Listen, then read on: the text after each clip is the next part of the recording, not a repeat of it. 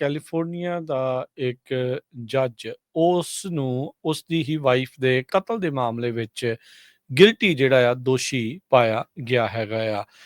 Jury ਜਿਹੜੀ ਬੈਠੀ ਸੀ ਇਹਨਾਂ ਦੇ ਟਰਾਇਲ ਦੇ ਵਿੱਚ ਔਰੰਜ ਕਾਊਂਟੀ ਦੇ ਇਹ ਜੱਜ ਸਨ। ਸੈਕੰਡ ਡਿਗਰੀ ਮਰਡਰ ਚਾਰਜ ਇਹਨਾਂ ਦੇ ਉੱਤੇ ਲੱਗਾ ਸੀਗਾ।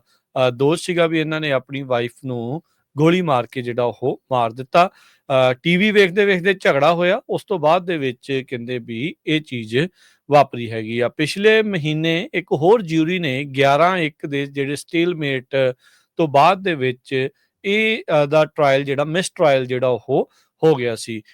ਜੱਜ ਫਰਗਿਊਸਨ ਦੇ ਉੱਤੇ ਜਿਨ੍ਹਾਂ ਦੀ ਉਮਰ ਆਪ 74 ਸਾਲ ਆ, 65 ਸਾਲਾ ਜਿਹੜੇ ਉਸਦੀ ਵਾਈਫ ਸ਼ੈਰਲ ਫਰਗਿਊਸਨ ਐਨਾਹਾਈਮ ਹਿਲਸ ਦੇ ਵਿੱਚ 2023 ਦੇ ਇੱਕ ਮਾਮਲੇ 'ਚ ਉਸ ਤੇ ਕਤਲ ਕਰਨ ਦੇ ਜਿਹੜੇ ਦੋਸ਼ ਆ ਉਹ ਲੱਗੇ ਸੀਗੇ। ਕਹਿੰਦੇ ਵੀ ਪੈਗ ਪੁਗ ਲੱਗਾ ਸੀਗਾ।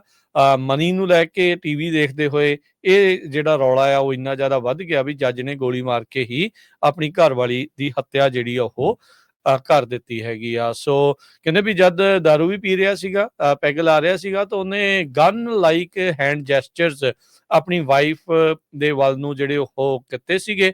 27 ਸਾਲ ਹੋ ਗਏ ਸੀ ਇਹਨਾਂ ਦੇ ਵਿਆਹ ਨੂੰ ਹਰਜੋਤ ਸਿੰਘ ਜੀ।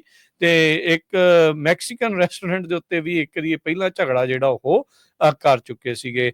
ਬਾਅਦ ਦੇ ਵਿੱਚ ਜਿਹੜੇ ਜੱਜ ਫਰਗਿਊਸਨ ਆ ਉਹਨਾਂ ਨੇ ਜਿਹੜੇ ਇੱਕ ਬੇਲਿਫ ਤੇ ਇੱਕ ਕਲਰਕ ਨੂੰ ਟੈਕਸਟ ਕਰਕੇ ਜਾਂ ਮੈਸੇਜ ਕਰਕੇ ਕਨਫੈਸ ਕੀਤਾ ਸੀ ਵੀ ਮੈਂ ਆਪਣੀ ਘਰਵਾਲੀ ਨੂੰ ਜਿਹੜਾ ਉਹ ਸ਼ਾਰਟ ਕਰ ਦਿੱਤਾ ਹੈ, ਗੋਲੀ ਮਾਰ ਦਿੱਤੀ ਆ, ਇਸ ਲਈ ਮੈਂ ਕੱਲ ਨੂੰ ਕੰਮ ਤੇ ਜਿਹੜਾ ਉਹ ਨਹੀਂ ਆਉਣਾ, ਮੈਂ ਕਸਟਡੀ ਦੇ ਵਿੱਚ ਹੋਊਂਗਾ, ਆਈ ਐਮ ਸੋ ਸੌਰੀ। ਸੋ ਪਹਿਲੇ ਟਰਾਇਲ ਦੇ ਵਿੱਚ ਜਿਹੜੇ ਜੱਜ ਫਰਗਿਊਸਨ ਆ ਉਹਨਾਂ ਨੇ ਇਹ ਮੰਨਿਆ ਸੀਗਾ ਵੀ ਉਹਨਾਂ ਨੇ ਜਿਹੜੀ ਉਹ ਗੋਲੀ ਜਿਹੜੀ ਉਹ ਚਲਾਈ ਆ। ਪਰ ਇਹਨਾਂ ਦੇ ਜਿਹੜੇ ਅਟਰਨੀ ਆ ਇਹ ਦਾਅਵਾ ਕਰ ਰਹੇ ਸੀਗੇ ਵੀ ਜਿਹੜੀ ਗਨ ਆ ਉਹ ਬਾਏ ਐਕਸੀਡੈਂਟ ਇਹਨਾਂ ਦੇ ਕੋਲੋਂ ਜਿਹੜੀ ਉਹ ਚੱਲ ਗਈ ਹੈਗੀ ਆ। ਸੋ ਹੁਣ ਇਹ ਕਨਵਿਕਟ ਹੋ ਚੁੱਕੇ ਨੇ।